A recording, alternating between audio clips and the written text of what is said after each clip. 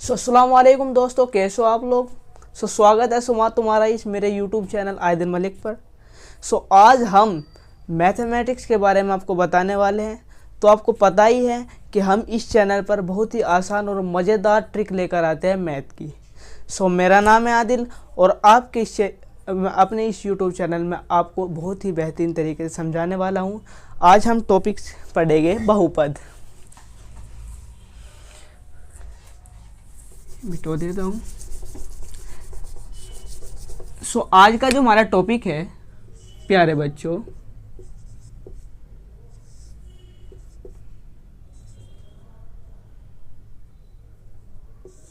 वो बहुपद के ऊपर है। आज हम बहुपद के बारे में जानेंगे और आपको विस्तार से जनाएंगे कि बहुपद होता क्या है, बहुपद के हमारे जीवन में क्या महत्वपूर्ण उदाहरण हो सकते हैं जिन्हें हम अपने वास्तविक जीवन में ला सकते हैं। बिना कुछ देरी के हम इस टॉपिक के ऊपर ले चलते हैं। यह है हमारा कक्षा 9। किसके ऊपर? कक्षा 9, क्लास 9। तो सबसे पहला चैप्टर है हमारा, क्या कौन सा चैप्टर है? सबसे पहला यानी चैप्टर नंबर 1। तो चैप्टर नंबर 1 में हम लेकर चलते हैं आपको बहुपद में। एक्सरसाइज शुरू करने से पहले आज हम आपको इसकी बेसिक जानकारी बताएंगे और कल से आपको एक्सरसाइज के ऊपर लेके चलेंगे, ठीक है। वीडियो में ज़्यादा देर ना करते हो, वीडियो ज़्यादा लंबा हो जाता है फिर हमारे परिचय में ही। तो वीडियो में ज़्यादा देर ना करते हो तो वीडियो शुरू करते हैं अब, ठीक है। तो आज हम जानेंगे बहुपद। तो बहुपद होता क्या है? सबसे पहले मेन पॉइंट है हमारा बहुपद। तो हम जिसे हमने लिखा है उसके बारे में जान लेते हैं। तो हम जान लेते हैं बहुपद होता क्या है। बहुपद होता है, आपने पढ़ा होगा चर। हम आपको एग्जाम्पल के तौर पे समझाएंगे। 4x + 3 ये होगा हमारा एग्जाम्पल।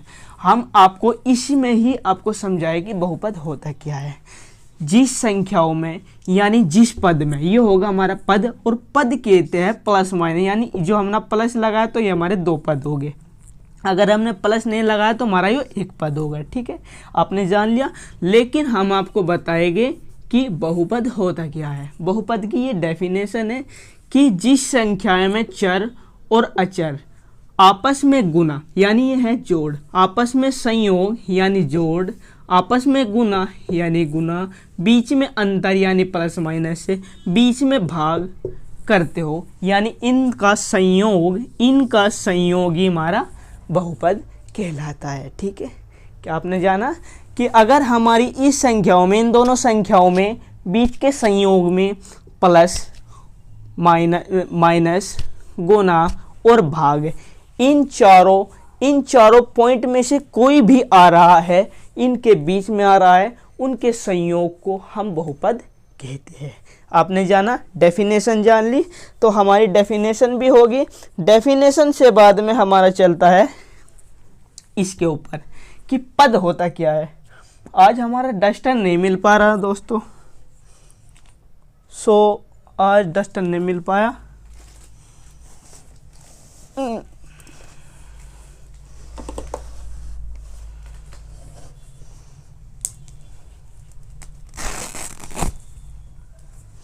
आज हम इससे काम करेंगे, ठीक है।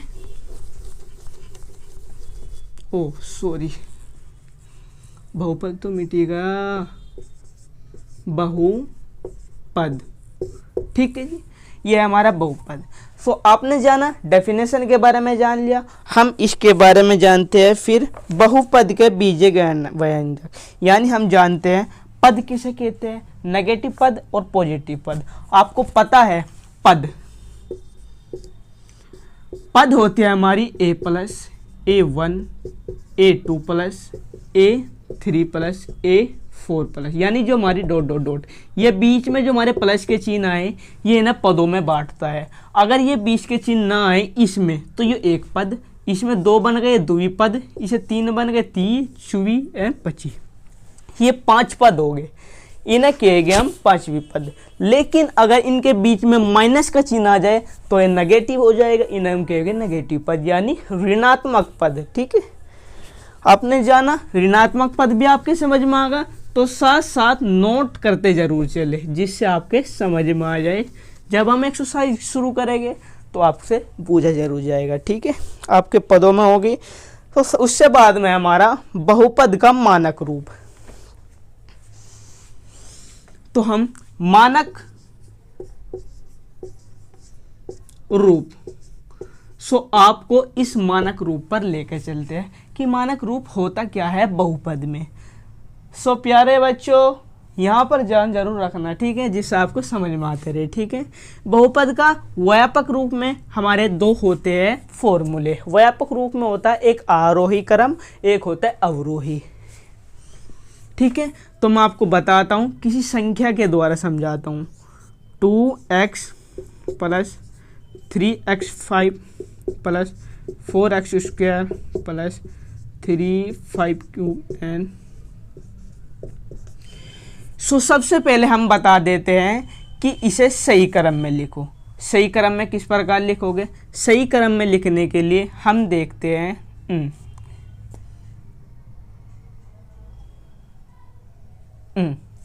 तो सही क्रम में लिखो। ये हमारा मानक रूप नहीं है, ठीक।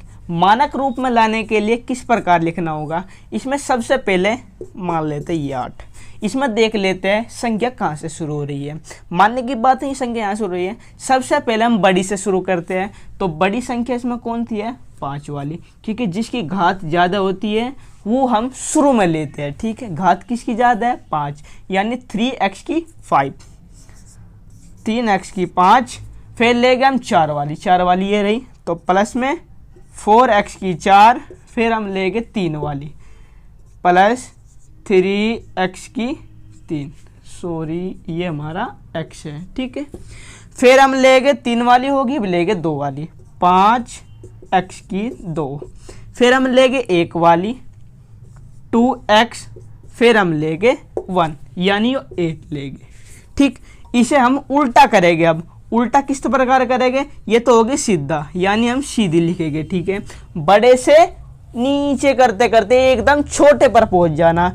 अब लिखेंगे हम छोटे से एकदम करते करते बड़े लो, ठीक है। बड़े लो किस तो करेंगे? तो सबसे पहले 8, फिर 2x, फिर 5x², फिर 3x², सॉरी क्यूब, फिर 4x की पावर 4,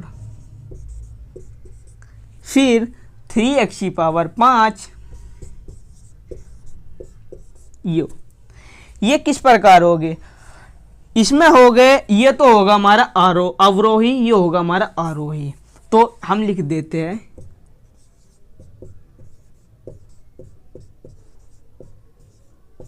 अवरोही, और ये होगा हमारा आरोही क्रम। साथ साथ लिखते चलना प्यारे बच्चों, ठीक है। अगर आपको समझ में आए तो लाइक भी जरूर करते चलना, ठीक है। तो ये तो होगी हमारी बगैर मानक रूप, यानी ये हमारी संख्या मानक रूप में नहीं है, समीकरण मानक रूप नहीं है। इसे हमें मानक रूप में लाने के लिए सबसे पहले हम बड़ी से एकदम छोटी रो चलना होगा, फिर हम छोटी से एकदम बड़ी लो चलना होगा। तो जब बड़ी से एकदम छोटी रो जाती है वो चल जाता है हमारा अवरोही क्रम में, ठीक है। और फिर हम छोटी से जब बड़ी लो जाते हैं, 5 तो रहेगा, 5 रहेगा 3x की 5। ओफो, यहाँ दिक्कत है, ये है मेरी बबूला दिक्कत, ये है दिक्कत। चलो कोई बात नहीं। अवरोही क्या होगा? अवरोही हमारा होगा एकदम छोटे से बड़े तक का, यानी आपको ये समझ में आया। तो आपने मानक रूप भी जान लिया और बहुपद भी जान लिया और पद भी जान लिया, ठीक है। तो आपको ले चलते हैं कि घात के ऊपर।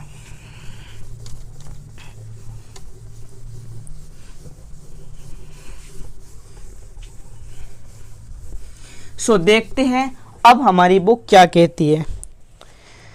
बहुपद के मानक भी होंगे, बहुपद भी होगा और पद भी होगी। अब करते हैं हम बहुपद की घात, ठीक है। बहुपद की घात, बहुपद की आपने देखा होगा घात। इन मानने की बात है, आपको समीकरण के तौर पर ले चलता हूं मैं।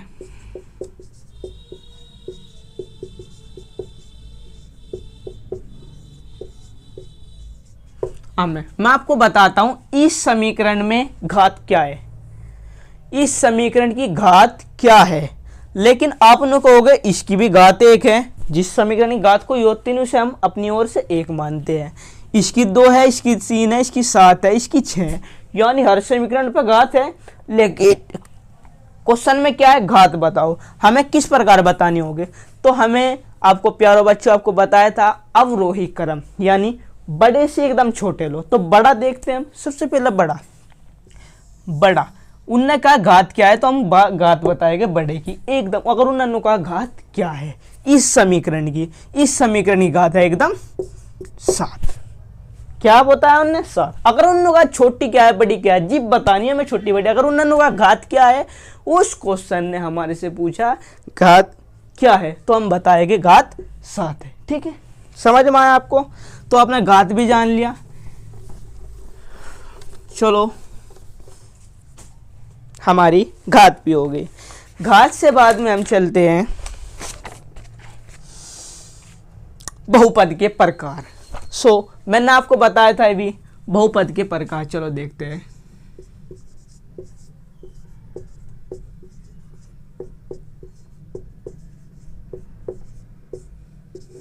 चलो ये है हमारे बहुपद के प्रकार। मैंने आपको बताया था एक पद, द्विपद, त्रिपद, शून्य पद, लेकिन इसमें 4 प्रकार होते हैं। बहुपद के हमें तो 4 प्रकार होते हैं। कितने प्रकार होते हैं, 4। तो हम देखते हैं, हम चलते हैं आपको समीकरण के द्वारा लेके, समीकरण के द्वारा। ठीक, 4 + 5 + 6, यानी ये क्या पद है, ये 3 पद है। कौन सा पद होगा, ये त्रिपद होगा। लेकिन हम सिर्फ एक पद एक से ही लेके चलेंगे। ये होगा हमारा एक पद, ये हमारा द्विपद होगा, और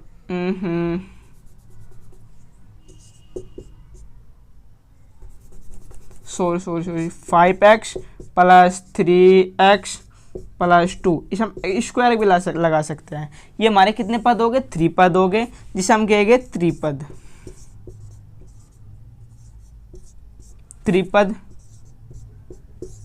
द्विपद और ओनली पद। ठीक है, इसे कहेंगे हम शून्य पद, जिसमें सभी एलिमेंट्स के पद शून्य हो गए।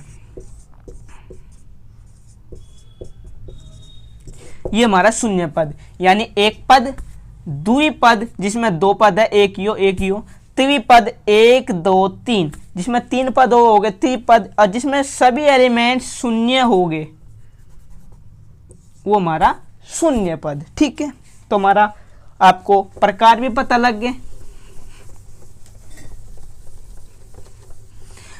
प्रकार पता लगने के बाद अब क्या कहता है हमारी बुक, अब कहते हैं घातों के अनुसार बहुपद के निम्न प्रकार के होते हैं। घातों के अनुसार भी बताना है इनके प्रकार, बहुपद के प्रकार घातों के अनुसार भी बताना है। किसके, घातों के अनुसार लिख लेना। ठीक है, घातों के अनुसार। ठीक है, अनुसार भी बताते हैं घातों के अनुसार। तो सबसे पहले बताते हैं 2x + 5, एक तो ये हमारी होगी, दूसरा होगी हमारी 5x² + 3x + 2, तीसरी होगी हमारी 3x³ + 2x² + 6x + 3, 8 लिख लेते हैं, 8 सॉरी क्वेश्चन के अनुसार। ठीक है, चौथी होगी हमारी 4x³ 3x³ + 4 5x² 3x + 6। ठीक है, ये हो गया हमारी 4, यानी 4 घात। इनमें हमें घात पता करनी है कि घात किस प्रकार बताए गए हैं। घातों के अनुसार बहुपद के प्रकार, तो ये होगी हमारी पहली, इसे हम कहेंगे रेखिक बहुपद, यानी जिसकी घात 1 होगी उसे कहेंगे हम रेखिक बहुपद। इसे कहेंगे हम द्विघातीय।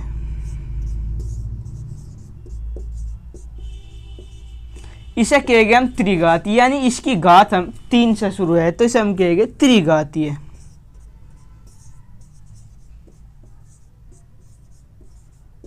इसकी घात 4 से शुरू है, इसकी कहेंगे हम चतुर्घातीय।